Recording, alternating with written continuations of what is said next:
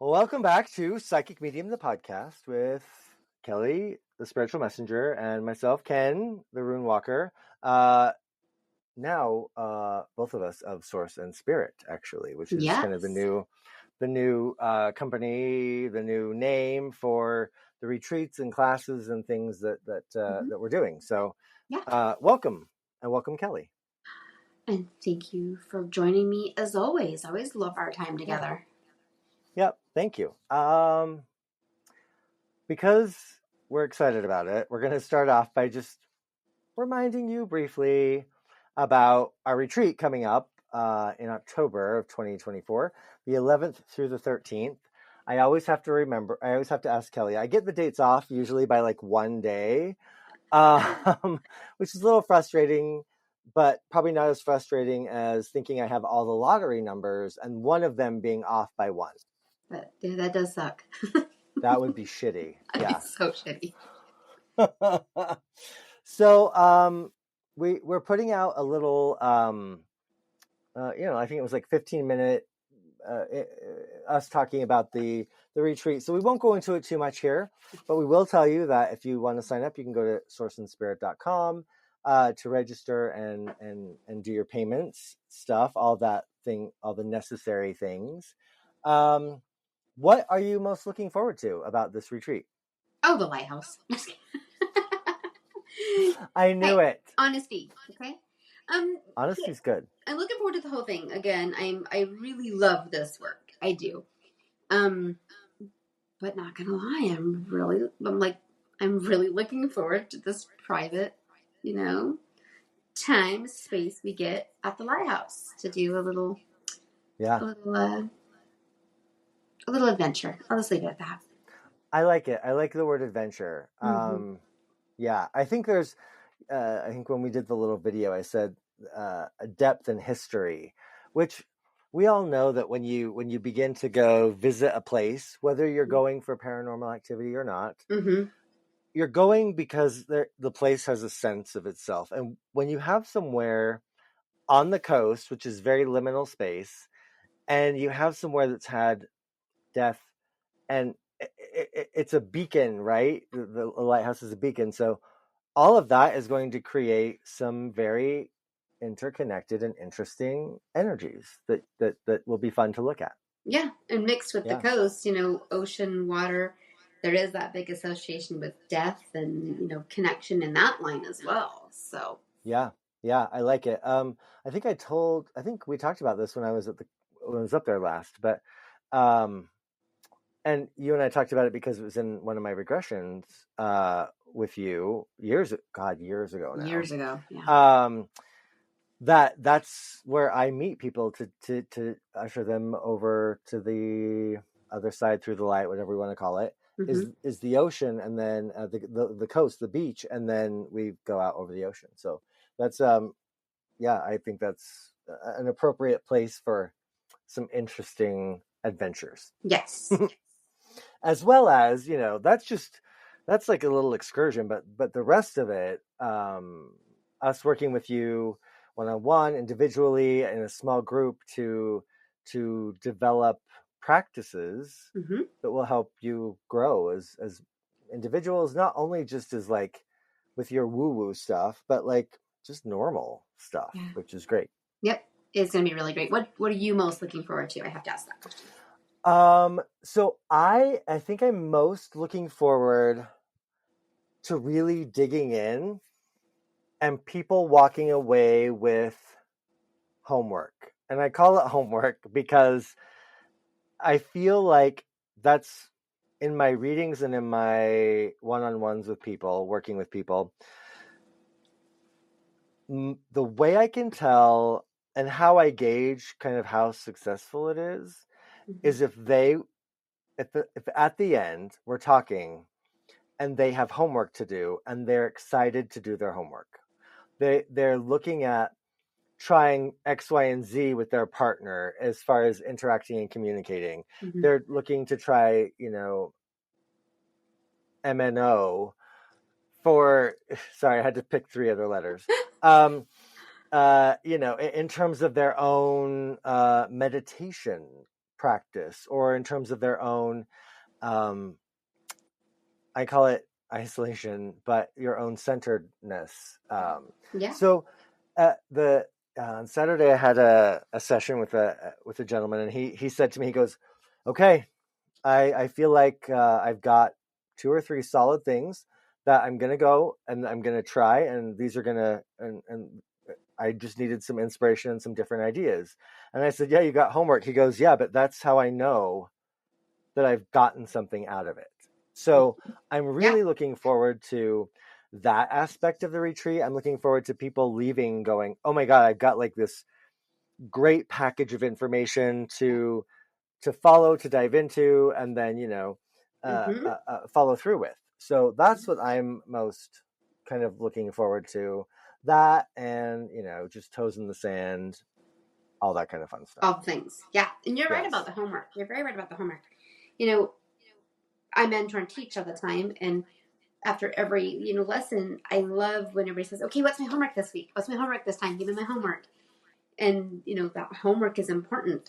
That's how you take what you've learned and integrate it into the growth and into your practice. You need that moment. So I always love giving homework, and I like it for myself too. So I love that. Absolutely. I think that's what is one of the things that is really going to set apart this retreat. Yeah.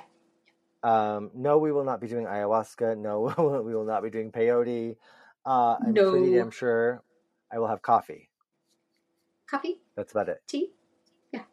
Dr. Pepper, quite possibly.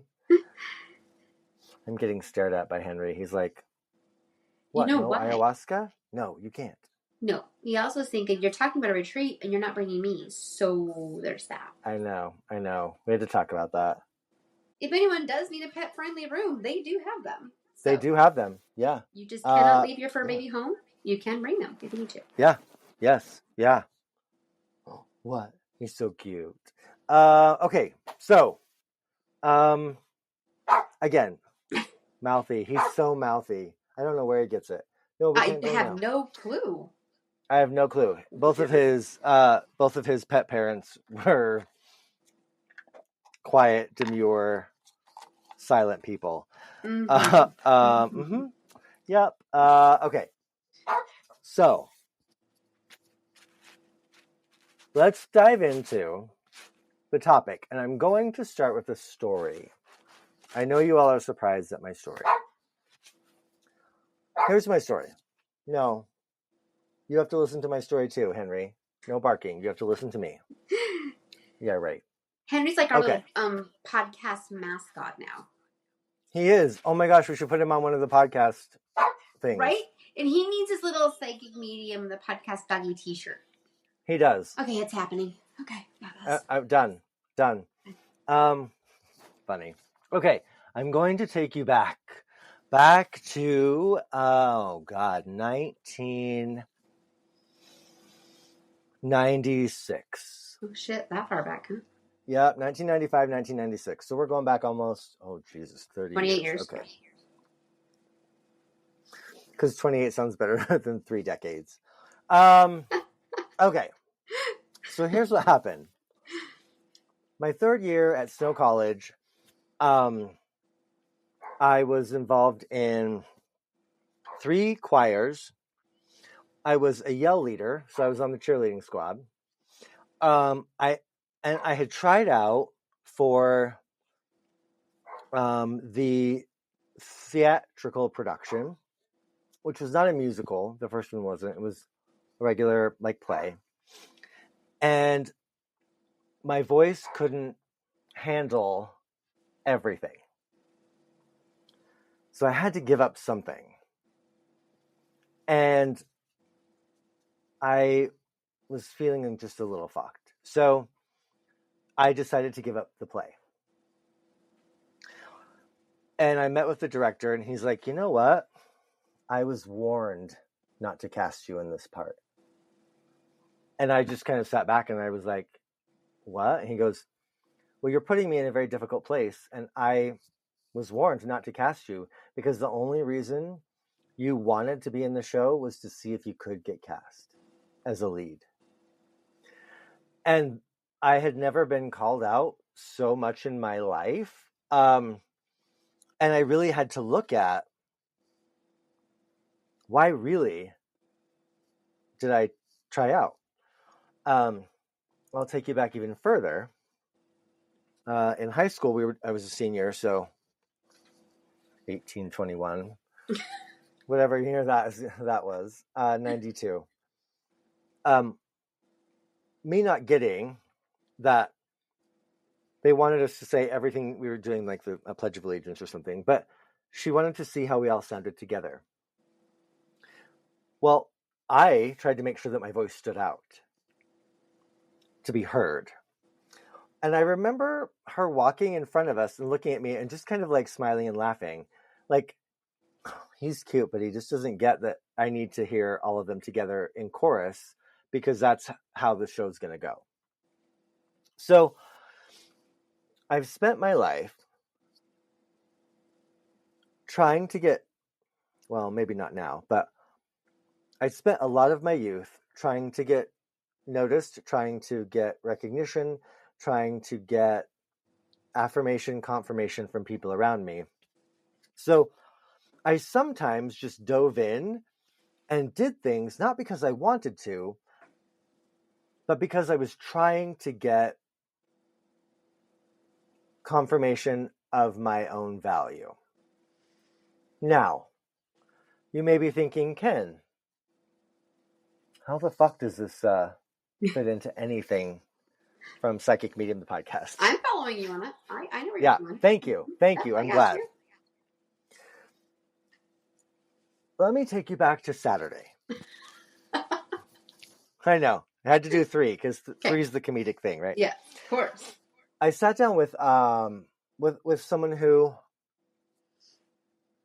would consider themselves fairly new to the practice of they read tarot, but getting connected with their own intuition and more of their psychic stuff. Mm-hmm. Well, as we were talking about it, they were asking me, what's my next step? How do I, do this? What do I do? And what I had experienced, which is why all of these other stories they came up that day and how they're relevant, is the person had been chasing, I call them the lightning strikes. So the point where the divine, the heavens, the sky, connects with you or the ground through a lightning strike, because all of the elements are in perfect form for there to be a connection between the sky and the earth. That's what lightning does, right? Mm-hmm. So they had been chasing these, and when they hadn't had one for a while, they thought, oh, my gift, I've lost my gift. What's going on? I have lost my gift. Yeah. And so instead of like looking at their practices and gauging their growth based upon their practices and other things, the only thing they gauged it upon was whether or not they could connect. Yeah. So my value I was placing on whether or not someone accepted me in these roles, right? Mm-hmm. And when I got cast and couldn't handle it, then things kind of fell apart. So you have, like, my point is, I guess you really have to be into it, and it should be something that you want to do. And I am talking about your connection, and I am talking about getting messages for yourself, or if you're so blessed for other people, more than just your family. And so I think it's really interesting to kind of take a look at, how do you gauge your growth? How do you gauge your value and your acceptance, especially in a practice? I'll call what we do a practice, mm-hmm. In a specialty where I've seen so many people try to get acceptance by saying up to a perfect stranger, I have a message for you. Your grandma keeps telling me, and they're like, both my grandmas are still alive, so I don't know what the fuck you're talking about, right? So if you're not doing it for the right reason, you also then add in all of your other sock puppets that can confuse the message and the connection. Mm-hmm. So now that I've said all of that, I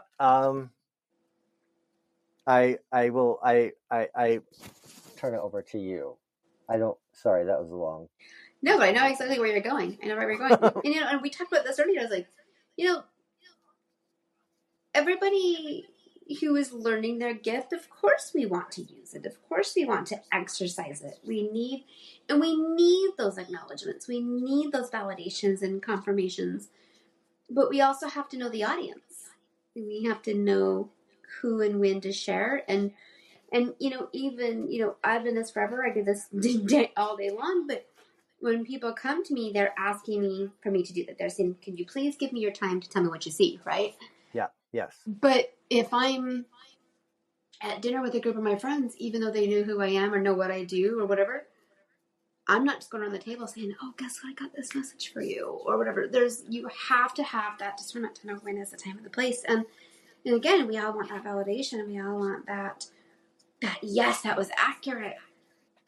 But I promise if you just sit back for a minute and let yourself feel what it is, you'll validate yourself most of the time without having to say anything in those situations. But it's also interesting, like, if someone needs something, they will ask you. They will ask you. Absolutely. And I'll just use this as an example. Hit it.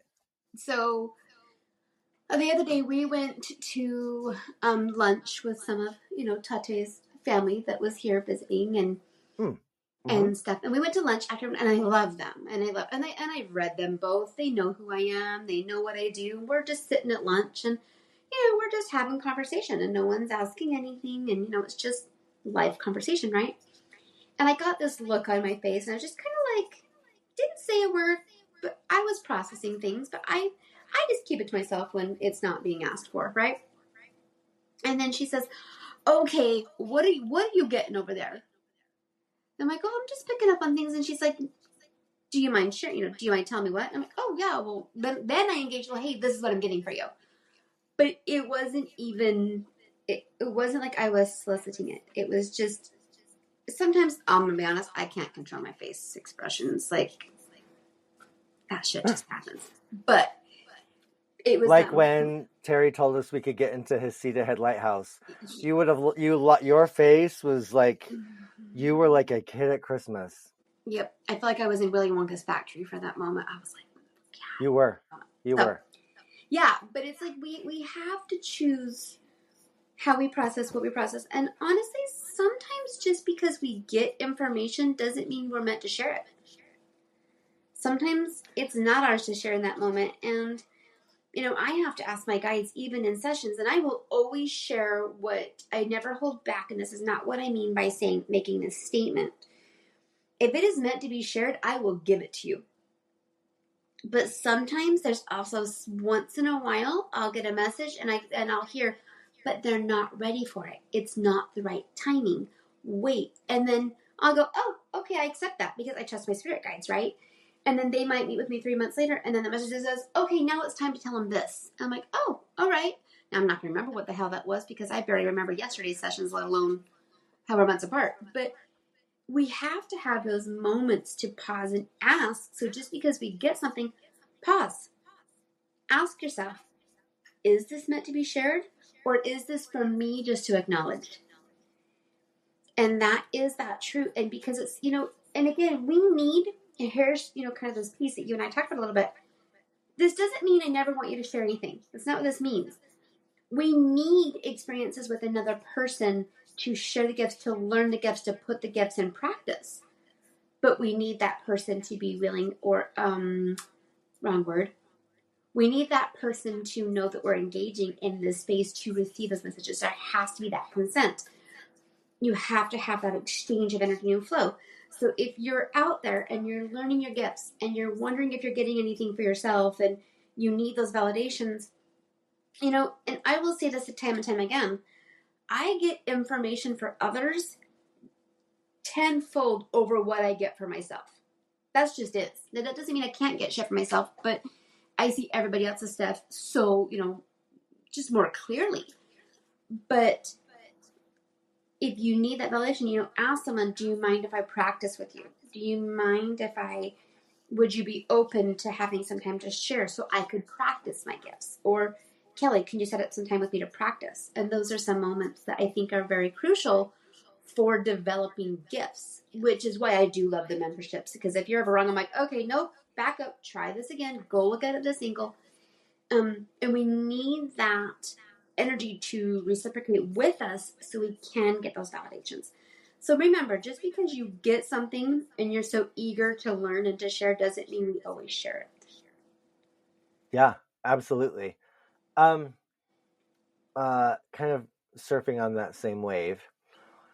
A friend of mine gets premonitions, or what she feels like. No, not she feels like, they are. I mean, they're confirmed later, and she gets them, and she gets so stressed out. And we were talking about it, and I said, "Hey, you know what? What do you feel like is your job about getting this, like with getting this premonition, like?" And she said, "Well, to change it." And I said, "Maybe your job is only to prepare for it to happen, not to change it, because it's really good for you to have been prepared for something that happened." Yes. And so I thought that was and you know, I had to have been standing in the stream somehow, but I was like, I don't think you're meant to change them. I think you're meant to.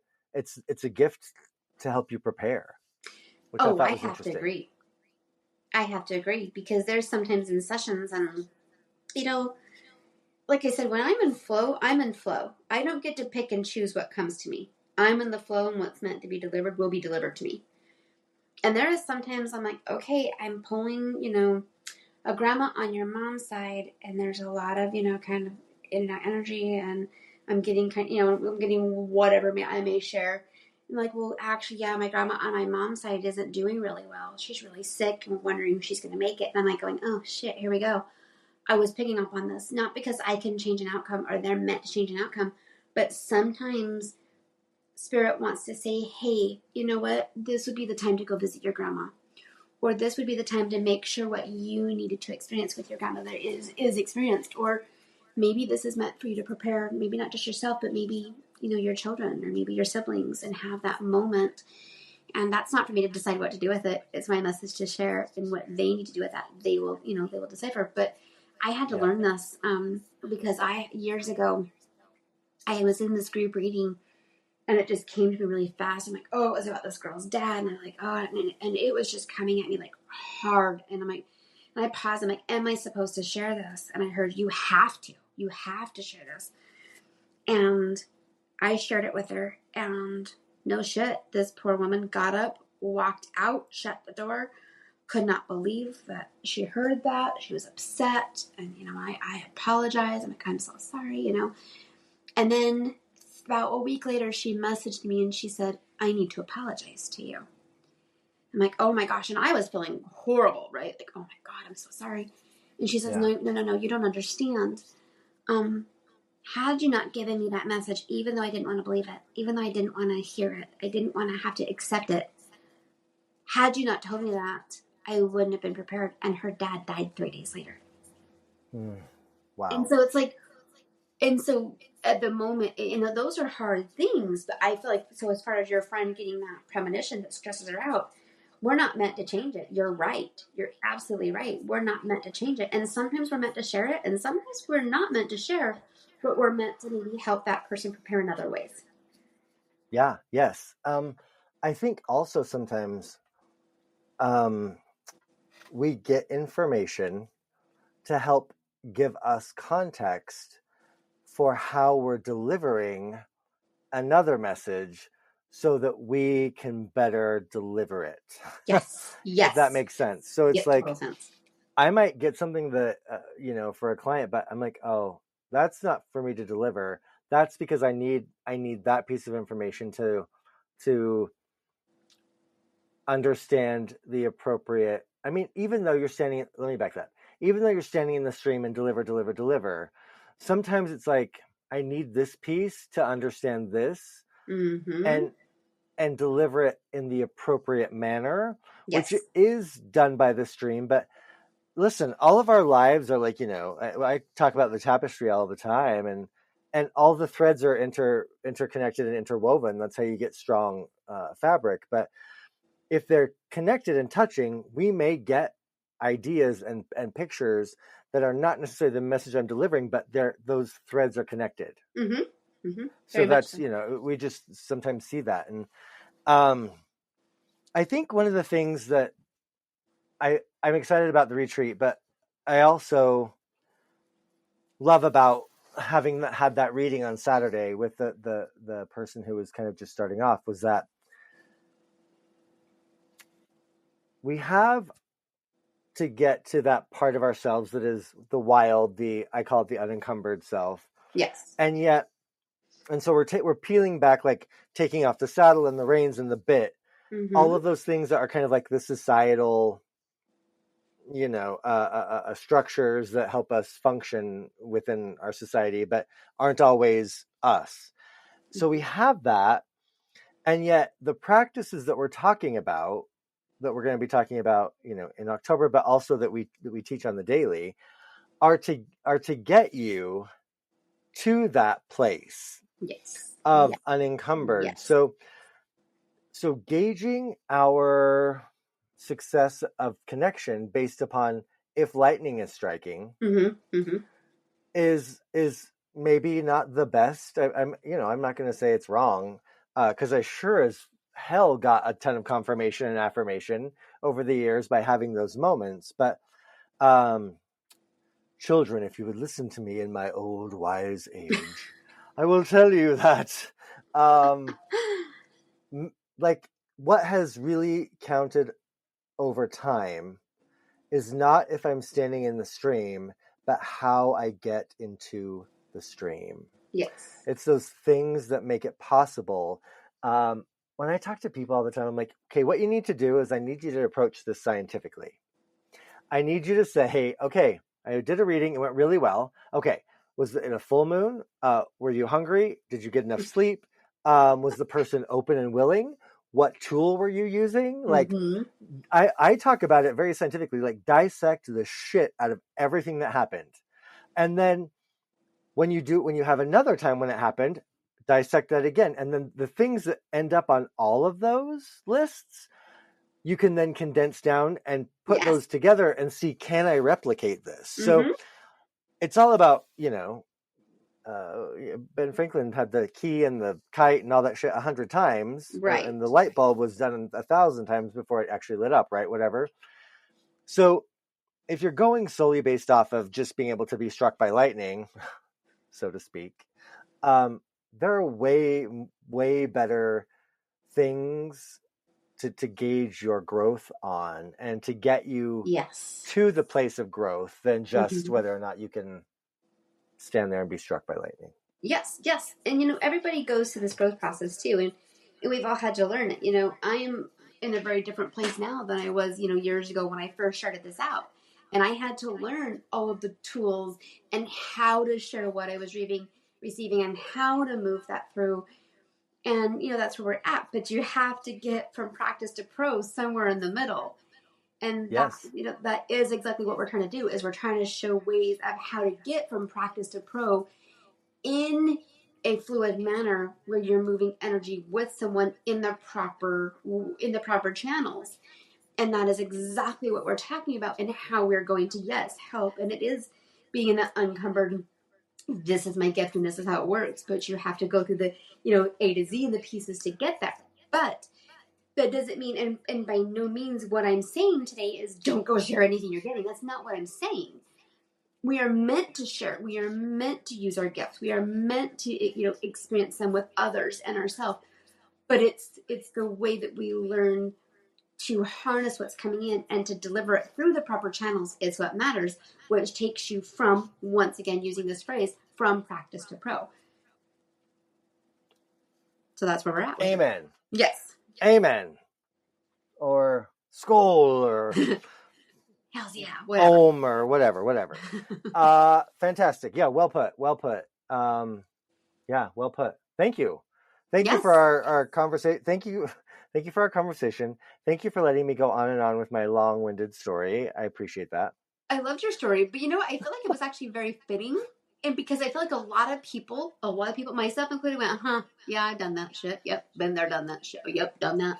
But I feel like all of us, anyone listening can relate to that exact story you shared. So I love that you shared that story because it's real. Yeah, I think too, like, for me specifically, which I'm not unique, so this happens to other people. I think especially men in our society currently, looking for acceptance and confirmation and affirmation from other men in our society, whether it be because we have daddy issues or whether it be because we just haven't had that many men around us. Doing things too. We've all had our hold my beer, watch this moments as guys, like, oh, I'm gonna show my worth, and I'll show these guys, no, they're gonna love this, and then they'll accept me, right? Like, so we do stupid shit for acceptance all the time, but it's because we're looking for connection, we're looking for this confirmation that that can get us into trouble if we're not basing our value off of our own just innate value, and then off of the value that we've added to ourselves because we've developed ourselves. Yes. So very well said. Thank you. Very well. All right. Well, okay. It is happy 4th of July tomorrow for those of you listening in the United States. I totally forgot about that. And if you're interested, Henry's interested, he's barking again. You can go to sourceandspirit.com and find the 2 classes that we're going to be doing via Zoom. One is in August, one is in September, leading up to the retreat in October. We're going to be doing more classes and stuff, but they're before the retreat. So head there. Oh, I'm going to have to take him out and walk him. Yes. If you think walk is what I meant to say, then you are not on the same wavelength as me. Quit barking. Yeah. I think he's saying stop talking and take me outside. Yeah, he's so cute. So anyway, thank you for hanging out with me, Kelly. I appreciate it. Thank you all for listening so much. Yes, thank you, everyone. And for those of you I get to see at the retreat, I can't wait to see you. Yay, me too. All right, you guys, have a great couple weeks. Bye, everybody. Bye.